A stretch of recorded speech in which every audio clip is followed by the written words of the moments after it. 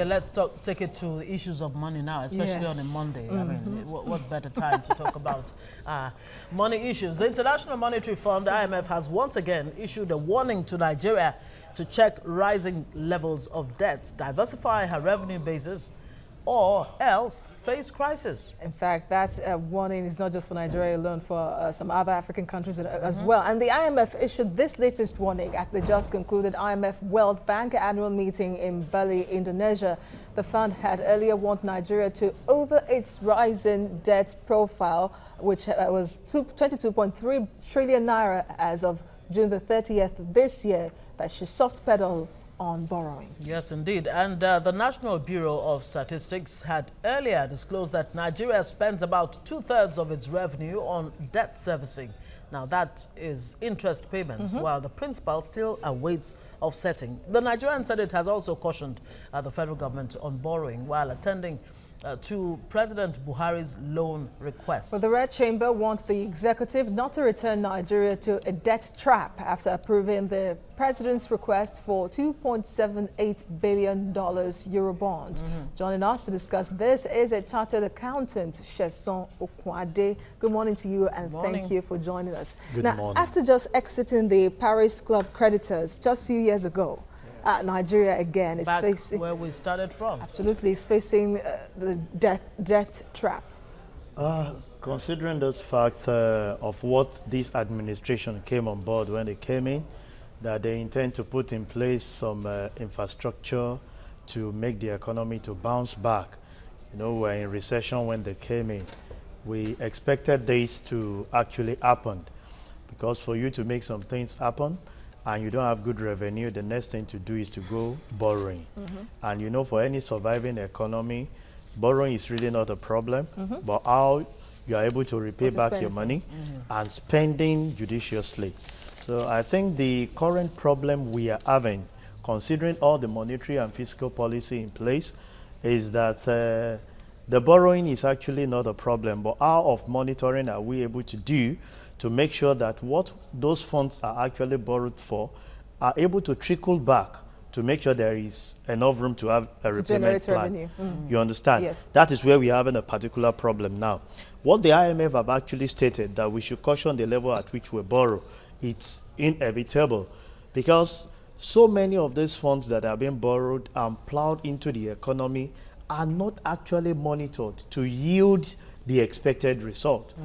Let's take, for example, so much money was plowed into the energy sector, and as we speak, we are being told by the Minister of Power that we now generate over 7,000 megawatts. How many of such are we utilizing?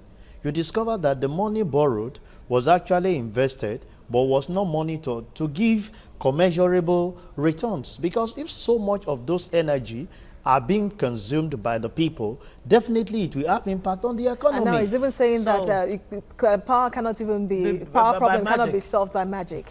So you discover that so much of investment that has been plowed in that sector is already a waste, and there is no how you can service those loans.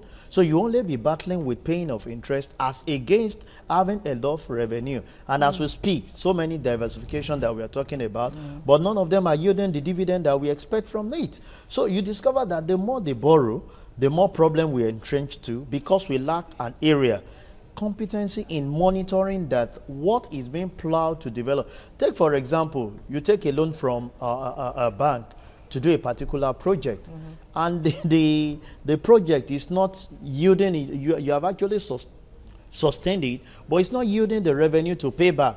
Then you have a problem. Or you just be servicing by just be paying the interest and not the principal. So in other words, Nigeria really has not learned from the lessons of the past. What led us to the Paris Club debt forgiveness in the first place? We're back to me, where we started from, just like every now and then when we try as much as possible to create to people is having values.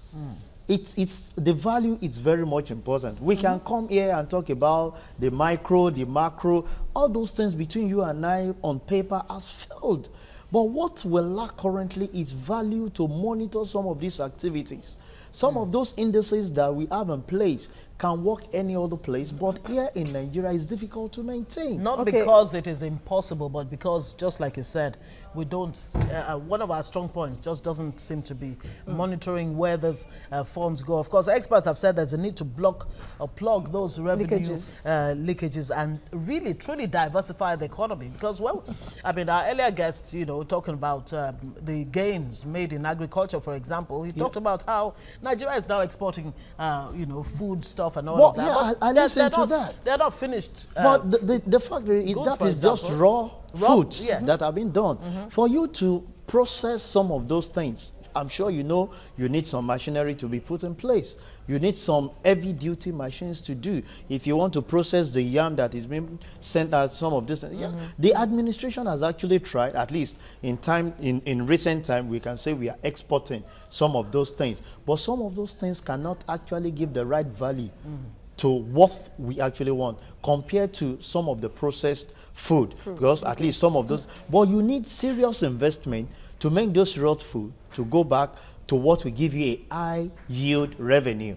So this is an area where we are lacking. You see, when we borrow, we have said it, we come on the air as chartered accountant, as economists, to put some of those indices in place, the micro, the macro, and some of those things. But as we speak, what we lack is monitoring. Now, well, you said it earlier as well. Anyway, but the finance minister, Zainab Ahmed, has said that Nigeria doesn't have debt problem at all. But what the problem Nigeria has is revenue problem.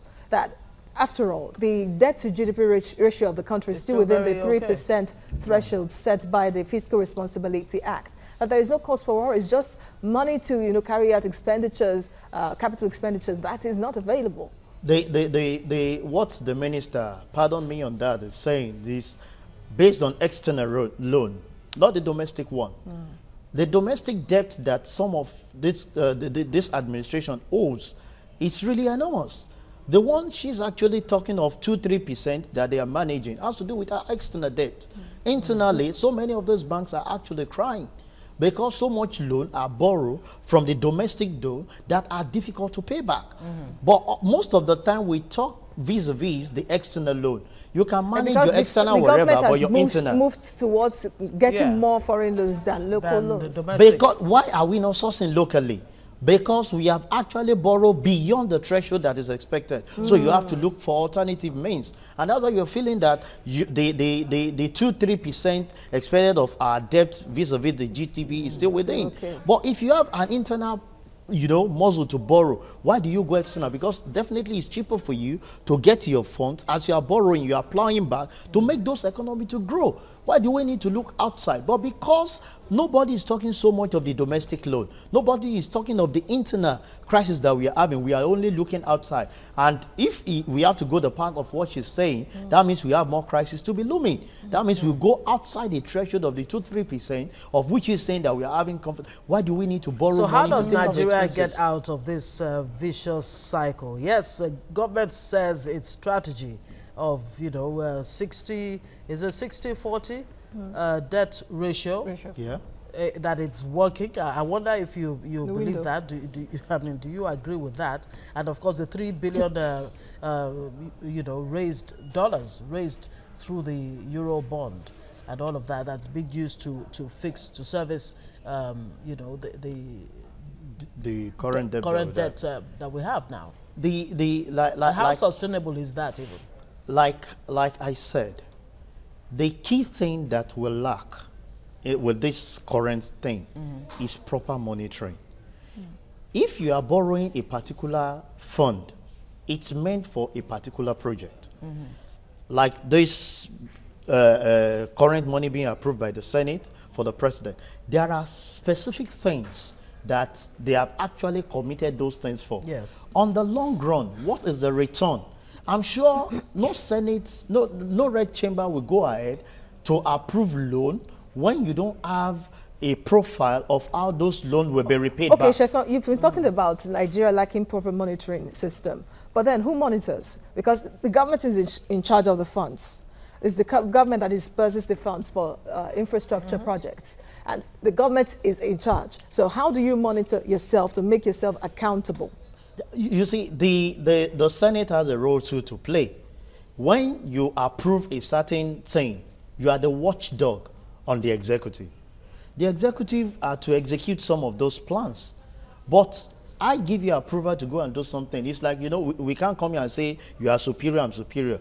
But for you to have any disbursement, I need to approve. If I've approved something, then I should be able to guide and ask questions how some of those things are done. Would you say that is even happening on the part of the National Assembly? It's not. Beyond telling the executive, hey, you need to slow down. On what are the laws that are put in debt. place to checkmate the activities? Because that's why you are lawmakers. You have seen that, okay, I'm disbursing this out to you as the executive to go and execute some of this thing, but these are some of the checks we are going to put to make sure that we don't go into. If the country goes down today, it's not about the executive alone. Definitely the lawmakers too have failed.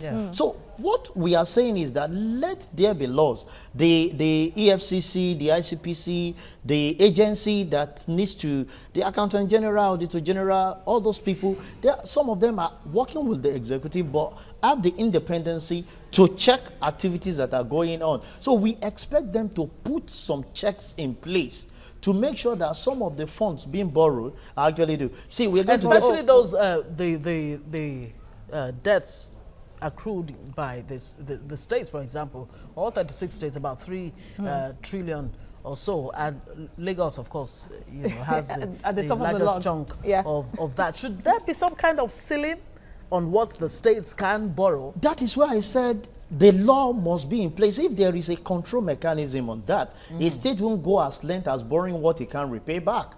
Part of the problem is we can cry that the federal government, but the problem some of those states too are creating in the name of creating infrastructure. Some of those infrastructure, how do we monitor that some of them are actually executed? Some of them are projects that cannot, they are white elephant projects that cannot yield dividend in the next 20 years. Like airports and... if you develop an airport today, how many of us traveled? Is those why not go borrow money, invest in what the masses can definitely, the artisans can have contribution about, fix the road. We are talking about making agriculture a very viable product. You get the produce from the farm, it's difficult for you. If you get some things from Ogun State here to Lagos to bring down, you know the chunk. On this Lagos-Ibadan expressway, the traffic we face. A few days ago, I traveled and it cost me so much hours to move all the way just from Ibadan to Lagos. So the lack of creativity on the part of state governments in generating IGR is contributing to this. That is why so many of them will tell you that they cannot pay the new NLC bond that they want to make, because there's no creativity. Everybody is waiting from the central to make those things happen. Create money. If you have creativity to increase your IGR, then your borrowing will go down. Then you should be able to empower the people that contribute to the bottom line, not empowering just the little few. So many of the little few that we have, if you go by even tax drive, so many of them they avoid tax. It is, of course, you know the multiple tax the guys in the market. Yes, the former minister they pay. Said so. You discover that the people that even contribute to the bottom line are the masses, and they are not being empowered. Is there any link between Nigeria's debt profile now and our forex reserve that seems to be dwindling, in spite of the fact that we seem to be making more money from the global oil the price, which increased both in capacity and the price. Somewhat. The CBN has tried to explain it away and said that there is no link between the dwindling forex reserve and the election year that is right around the corner. And I wonder if that is the absolute truth. We should take it with a pinch of salt. The CBN governor will act in accordance to some of the things to make sure that we don't have. We are in the election period, and we should expect that. More money will definitely be trickled out to canvass and win the hearts of the people. Somebody that has not been working in the last 3 years, 3.5 years, at this point in time, feel he needs more money to do some infrastructure so that he can win the heart of the people for second time. So the debt profile we're talking about, come to think about the demand, I just put a position in place to defend his own work and defend the whole country. But we expect more borrowing, because you see in the next few weeks, campaign start ravaging, people start asking questions. So you discover that they need money, not only to share to people, but to do some basic amenities, to see them say, you know, we are working. But that's speculative anyway. But then add to the mix the statements credited to the CBN governor as well that the country could still, you know, start back into recession. You see, if we continue with this that we are doing, it's inevitable. Recession looms for us, because when you are coming out of a place and you are being funded by people to say, okay, let's you know, revive your activities, and there are no proper checks and monitoring, there is no how you won't go back to where you started from. So areas where we looked at is how do we invest in the little people that gives back to the country, gives back into the economy. That make up the larger population anyway. They make the larger population. If you look at what several of these market women pay as taxes, as fine, from the little thing that they do, all these SMEs, what they give back, you can't compare to what the big multinationals claim to be contributing back to the economy. True, and it seems they are that the ones that actually default the most. They default most, and these are areas we need to put those checks in, so that some of those investments we are doing, they enjoy it more than the small masses. But how do you do something the same way and expect different results? Because if you look at the annual budget of the country, recurrent expenditure is always higher than capital expenditure. So how do you now say that you have enough to even, you know, carry out developmental projects that could use revenue for the nation? Until we have, like we always say, the right set of people bringing out policy to work in favor of the country. Competent people? Competent. Okay. The right set of people who have understanding and the stake of the country at heart to get some things right. You cannot be servicing people coming to work without doing anything. Like we keep saying, the public service must be overall. This administration are trying their best, but even at the state level, at the federal level, if you look at the intensity at which the private sector work in court, you can compare it at the level at which the public service works. Before we go very quickly, very briefly, is it sound economic judgment to borrow our way out of recession? No, it sounds economically, because you need to get some funds, bail yourself out. But what is very much important is that which you are borrowing to salvage the situation, you must have the competence, you must have had some things, some plans in place of what you are investing in to get some returns and get you out of it. Okay, we'll have to leave it there. Thank you so much for joining us, Session. You want to rechristen him? Session. Thank you very much. Of course, he's a chartered accountant. Let's hope the next time we meet, Nigeria's debt would have nosedive. Nosedive. We'll believe that too.